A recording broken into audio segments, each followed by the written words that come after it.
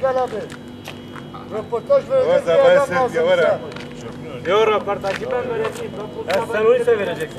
Dolayı. Ben de sabah belediyeyi aradım ha. Seçimde oy alırlar, ondan sonra seçimden sonra selam bile vermez dedi.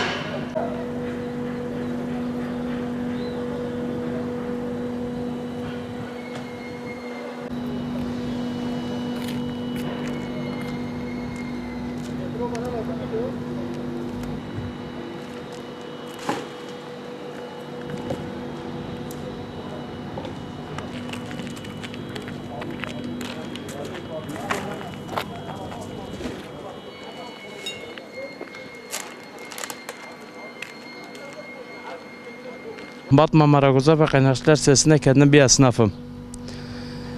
Yalnız bu Marangoza ve Kaynakçılar Sitesi'ndeki sorunlarımız hiçbir zaman giderilmedi.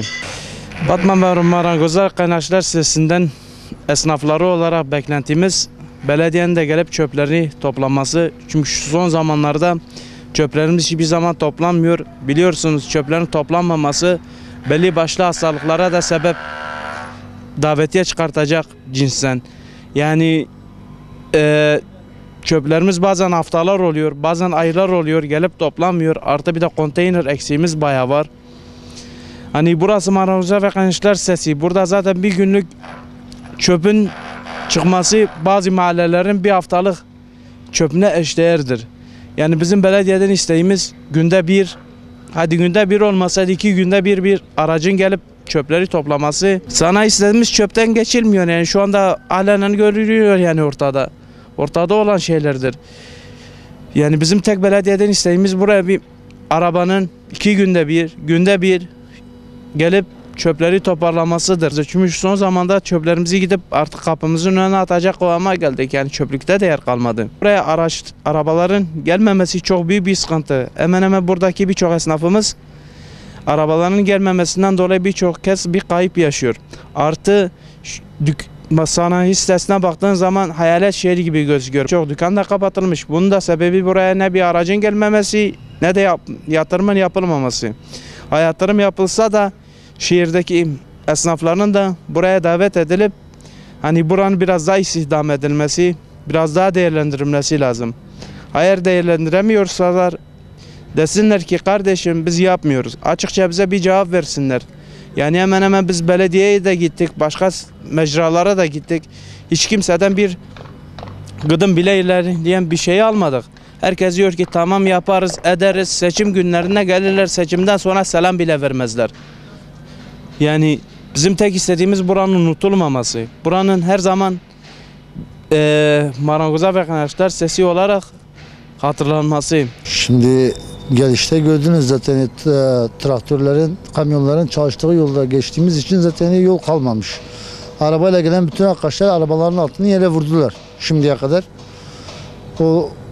Şimdiye kadar kimse memnun değil. Zaten minibüsler çalışmıyor buraya. Gelen arkadaşlar da tıka basa arkadaşları almak zorunda. Bu yüzden de zaten arabaları ağır. Yol da bozuk olduğu için arabaların altı yere vuruyor. Çöp de eskiden çöpler geliyordu. Çöpler alınıyordular. Şimdilik hiç alınmıyor. Konteynerlarımız yetersiz olduğu için dışarıda görüntüde görebilirsiniz zaten. Bunlar hepsi sinek, böcek, bakteri taşıyor. 184'ü kaç defa aramamıza rağmen, şikayet etmemize rağmen, gelen arkadaşlara söylememize rağmen sonuç zaten ortada. Gördüğünüz gibi yok 3 tane çöp konteyneri var. Koskoca Marangoza sitesinde 200 tane dükkan var. 200 dükkana 3 tane çöp konteyneri nasıl yetsin? Her gün alınırsa bile gene yetmeyecek. Yani başkanımız Hasan Ali 10 defa belediyeye gidip istekte bulunmasına rağmen buna bizzat ben de şahidim. Çöp konteynerleri gelmedi. Yeterli olmadığı için de yerlere dökülüyor çöpler. Tön geçilmiyor. İster istemez bu benim işimi etkiliyor. Esnafın durumu zaten ortada. Esnaf oturuyor. Killerden tek isteğimiz yani belediyeye ait olanın belediyeye ait gelip yapması. Yolun kime aitse 200 metrelerine aitse 200 metrelerinin gelip yapması. Esnafın buraya geri dönüş. Gelen esnafımızın birçoğu geri döndü. İşsizlikten, işte yol sorunundan, sıkıntılardan, sudan. Dünleyin 4 defa burada elektrik kesildi. Bir makinenin maliyeti ne kadar yüksek? Özellikle TEDAŞ'tan. Direklerin birçoğunda lamba var ve hiçbir yanmıyor. Yani buna da dilekçeyle başvuru yaptığımız halde lambalarımız yanmıyor. Geceleyin buraya gelecek insan, yabancı insan olursa yolunu bulması mümkün değil. Şimdiki aydınlatma direklerinin hiçbir tanesi yanmıyor. Yani TEDAŞ'ın koyduğu direklerin hiçbiri yanmıyor yani şu anda.